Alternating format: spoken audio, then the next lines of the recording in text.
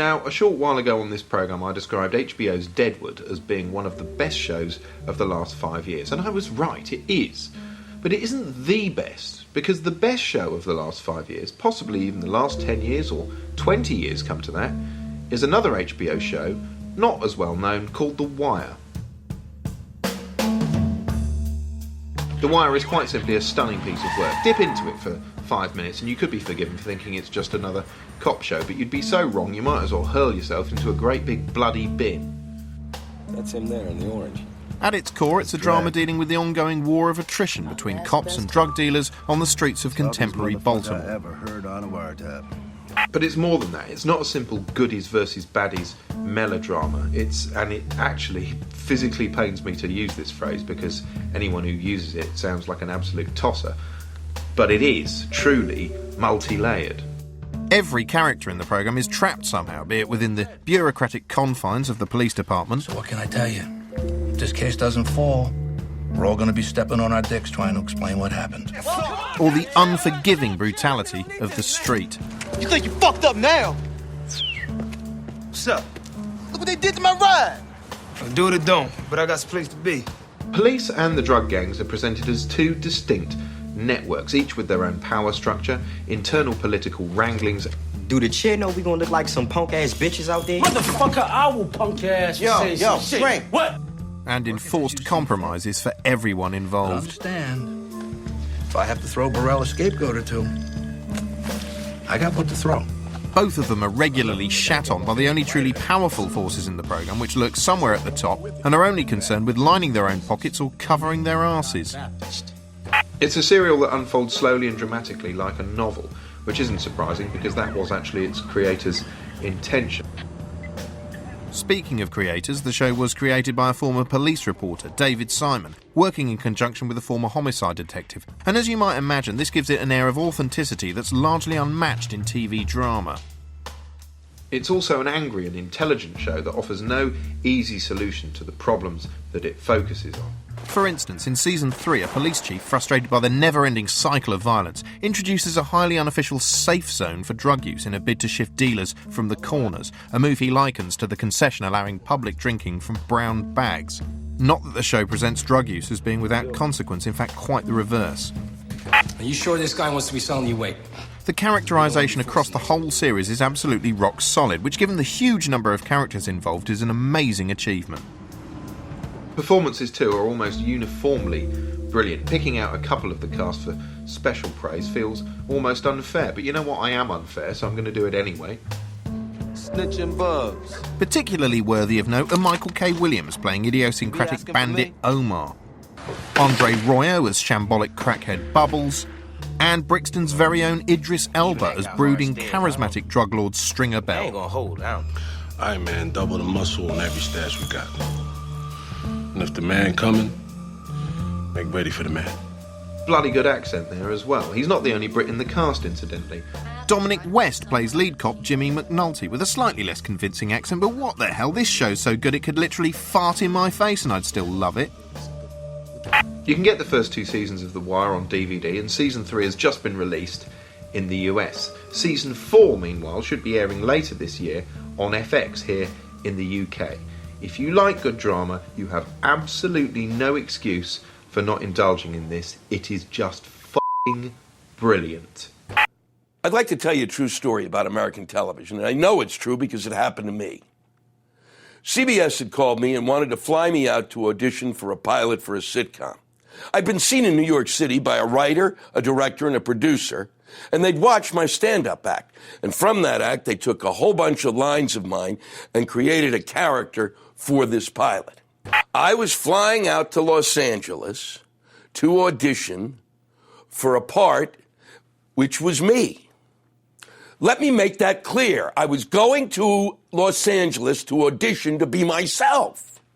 LSD is the only thing that can prepare you for the point where you'd be auditioning to be you.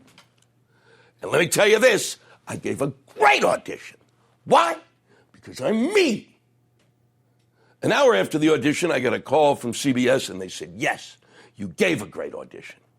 However, there was someone who gave a better one. Unbeknownst to me, there was a better me out there. I'm just glad that that show isn't on the air. Oh, boy. Because I couldn't be me anymore. In Britain, we tend to look down on fantasy and escapism. We associate quality television with kitchen sink realism. Oh, look, everyone, look how the paupers live. Oh, goodness, isn't it frightful? Tune in next week and see how much worse their lives have become. Either that or flouncy costume drama. Oh, gadzooks, my good fellows, Archibald's dropped his hanky in Tossington Hall. American TV doesn't suffer from this, or at least not to the same extent. Their TV writers tend to be drawn towards weirdness, not worthiness. Picture a 50s sitcom, for instance, and you probably think of something as cosy and toothless as this. Leave It to Beaver. Bye, Mom, I love you! And I'll be in my room later! But why? That never aired in Britain, you idiot. In reality, vintage US sitcoms were just as likely to star a talking horse. I'm Mr. Red. Or a witch. Or a genie who looked like she was going to drop to her knees and blow Larry Hagman the minute the camera stopped turning. For off-the-wall Freudian symbolism, how about My Mother the Car, in which Jerry Van Dyke's mother is reincarnated as a motor vehicle? Mom, you look just beautiful. And I feel just beautiful, Davy. Thing is, it just makes him look like a madman. Barb, Randy, Cindy, I want you all to brace yourselves. This car right here did talk to me and plead and beg me to take her home. Now I say her because this car is my mother. Look, he's literally inside his mum. And now he's coming out, now he's going back in. Oh God, I don't even want to think about what he's doing here.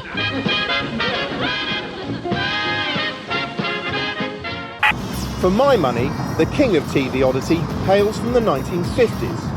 Yes, The Twilight Zone, Rod Serling's classic Twist in the Tail serial, which used sci-fi as a kind of cloaking device to sneak a starkly anti-nuclear message onto Cold War screens.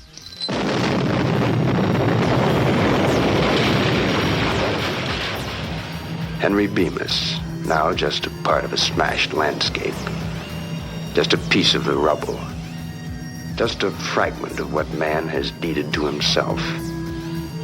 Mr. Henry Bemis in The Twilight Zone.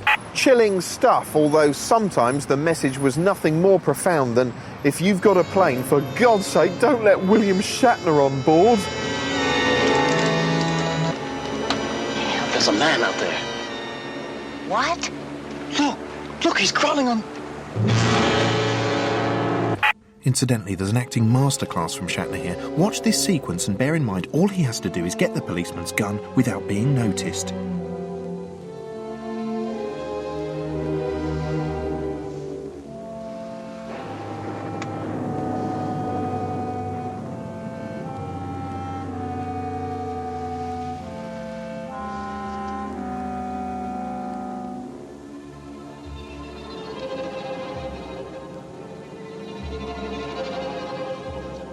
Brilliant. You'll find further outright lunacy in that great American institution, the novelty Crime Fighter series. Live-action cartoons like the campy Batman made about as much sense as a polythene sandwich, but were fun all the way. They later evolved into man-made marvels like the absurd Knight Rider or this Automan. Oh, come on, he's a hologram as if. This is just nonsense. In fact, on a scale of 1 to 10, think of me as an 11. Well, yes, it is nonsense, and it flopped, as did Manimal. The point is, at least they tried Manimal. No one said, hey, can we make a hospital drama instead? No. They said, you mean the guy turns into a snake? That's fucking awesome! They dared to dream. And perhaps, if we embrace some of that wide-eyed escapism, we'd have fewer Holby cities ourselves, and more things that were actually worth watching or exporting. It's just a thought. Well, there you go. That's the end of the American edition of Screenwipe. We'll be back next week with an exclusive 3-hour look at Belgian television. Be there.